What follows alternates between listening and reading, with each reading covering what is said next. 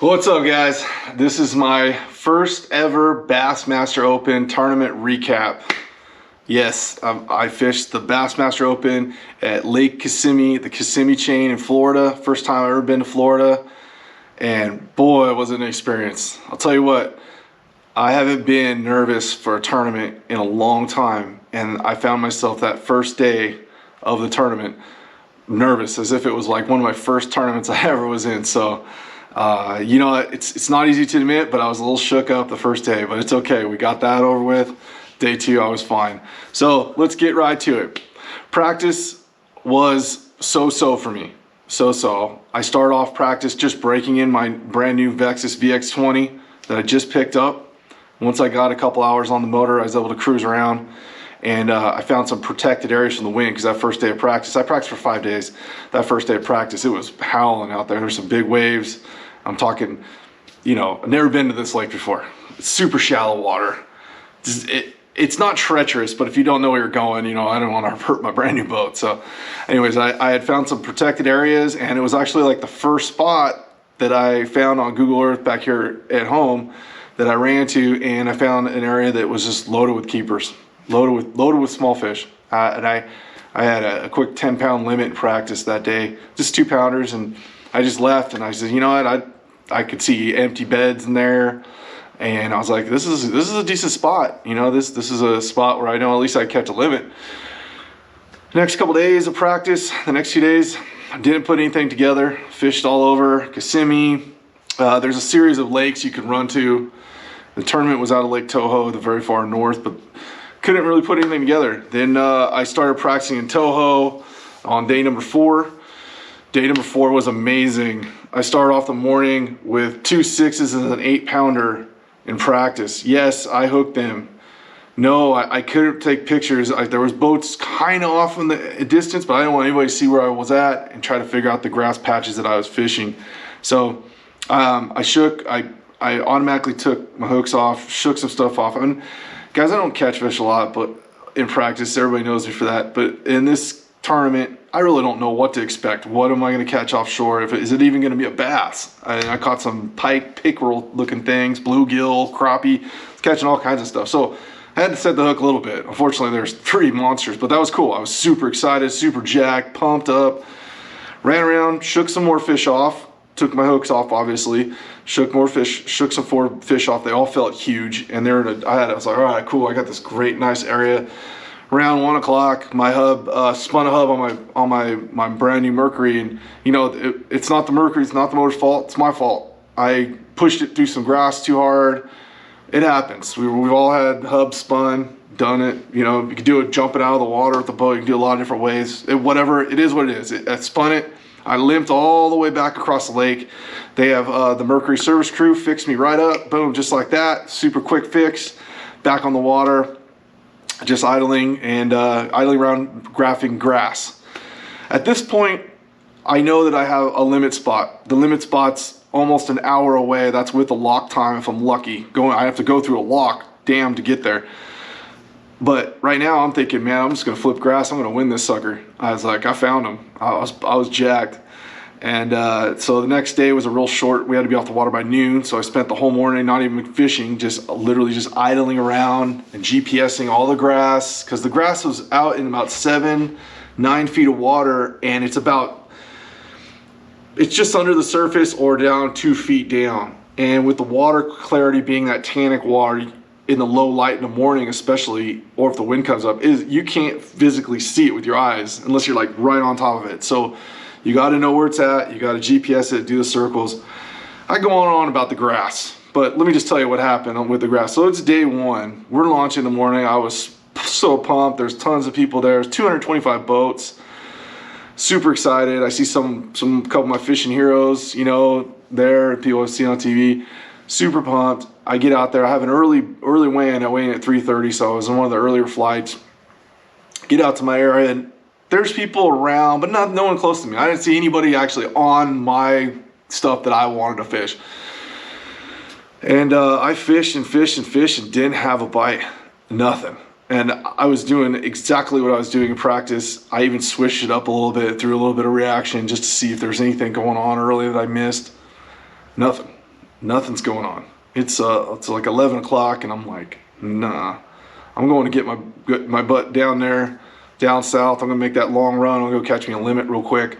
And that's what happened. I ran down there, got through the lock, pulled into this area that I had some. It's basically just some canals that are protected from the wind that I had found, and there's some docks in there, and just put a quick limit in the boat. Caught 8 keepers, got out of there. I was probably there for an hour and a half, got back, and then ran right back to Toho. Now I had a tiny limit. 7 pounds is a small limit, but I thought, 7 pounds, all I gotta do is catch one fish, and that 7 pounds turns into 13 pounds or 14, 15 pounds, you know. And that's just kind of, that was my swing for the fence moment right there. It never happened. I was out there fishing the grass, and I had a tactic for the edge of the grass with the Cinco, and then I had a tactic for the center of the grass with a small little baby brush hog. And in the baby brush hog was braid line. I finally got a bite 30 minutes before I had to go in. It was like, I flip in there, and I really didn't even feel the bite. I just lifted up and I felt it just pull back, and I was like, oh, that's one of them. And I set the hook, braided line snaps like nothing. Like, I mean, it was always so frayed. And that was my biggest mistake that I could think of as the whole tournament. Was usually when I'm fishing offshore grass with lighter braid, say 30, 40 pound braid, I usually retie all the time. Especially, I have a 5/8 ounce tungsten weight, and it just frays the line. I don't care if you got an insert in there or however you want to, you come with it, it just frays the line. It's good to just retie braided stuff anyway. But yeah, I just didn't retie the whole day, and that thing was bouncing around the deck and just frayed the line, and first bite I got, tink. So if there's one thing I do different, it'd be tie the line. But you know, I was all shook up and nervous. So we get back to the room. I'm in 119th place. I was like, oh no. I was like, I can't do this. Can't be happening. 119th is not going to happen. It can happen, but I was like, no. So I know that if I stayed where I found keepers, that I felt confident that I could definitely catch 12 pounds of fish there. I mean, there's so many fish there, and I never got a big bite, but there's a lot of fish there. So day number 2. Started right back out on that grass again. I have a later flat. I don't weigh in till 5:20, and I go right out to the grass and start fishing just how I was doing it. Fishing, nothing. It's 9 o'clock. I'm like, okay, most of the field is probably that went south, went through the lock already, so there shouldn't be a waiting line, because they only fit 12 boats in that lock going down and up. So 12 at a time. So if there's 25 boats there, you got to wait for a whole cycle. Went down there.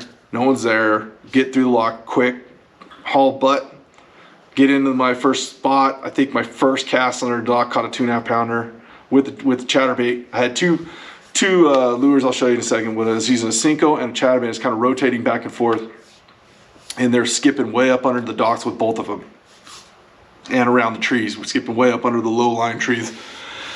Got up in there, and it was a slow start, but as things started to warm up, started catching them, and I started really catching them after about around noon, and caught 25 fish. When I go tell the guy, because it was a really tough bite, you guys. It was freezing cold down there in Florida. It wasn't normal Florida weather. You know, the guys at the top of the leaderboard, you can see them. You can look at the final days. Even they struggled. It's not easy. It's not like a West Coast Delta bite or anything like that. It's kind of tough. So in there, caught 25 fish, cold my way up all day. It was like all day they just kept getting a little bit bigger, and ended up with exactly 12 pounds. My very last cast in those canals, my last cast was a 3 1/4 largemouth on a chatterbait, 3 1/4 bass on a chatterbait. Put it in the boat, was like, boom, there's my 12 pounds, baby, I'm out. And that was it. So got back in.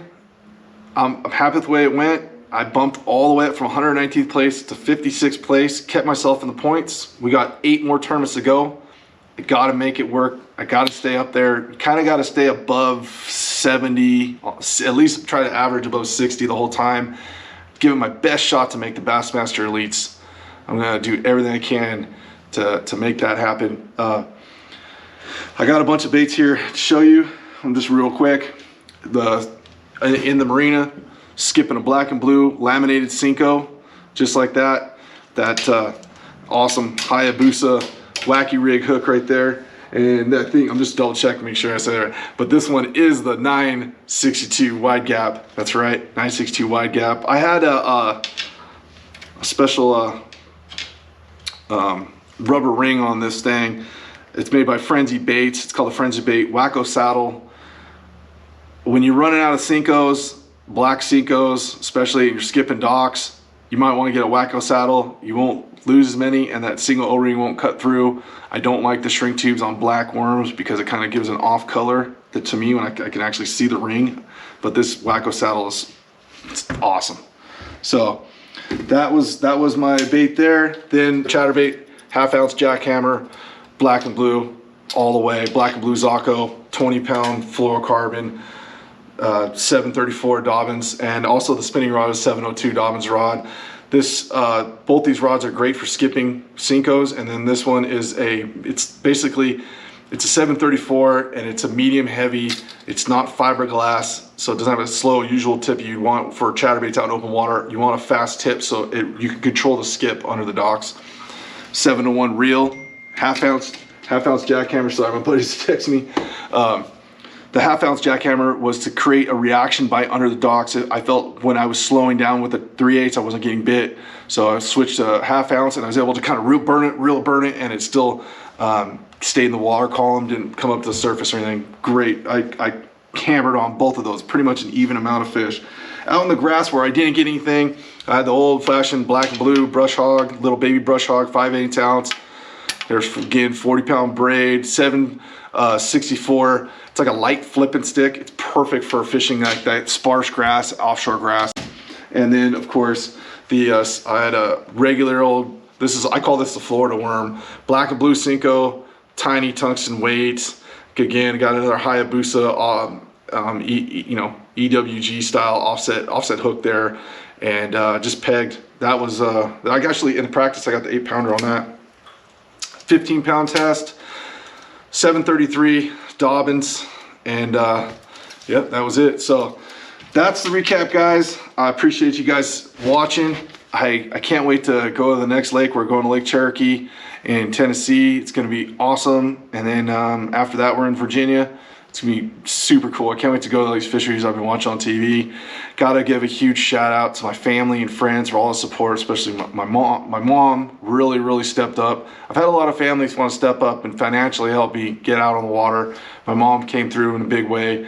I couldn't do it without you, Mom, and definitely couldn't do without my wife Tara. She's had my back from day one. But all in all, everything's good. I mean, gosh, I got a brand new Vexus VX20, brand new 4-stroke Merc. Sky's the limit, man. I got the best sponsors in the world. I'm super pumped, guys. So hopefully you enjoyed the video, and I'll be making some more videos. And hopefully next time I won't be so damn nervous and I'll be able to actually film while I'm on the water. But we got the nerves out now. Back to how I was, and super excited. We'll see you at the next one. Love you. See you guys. Peace out. Later.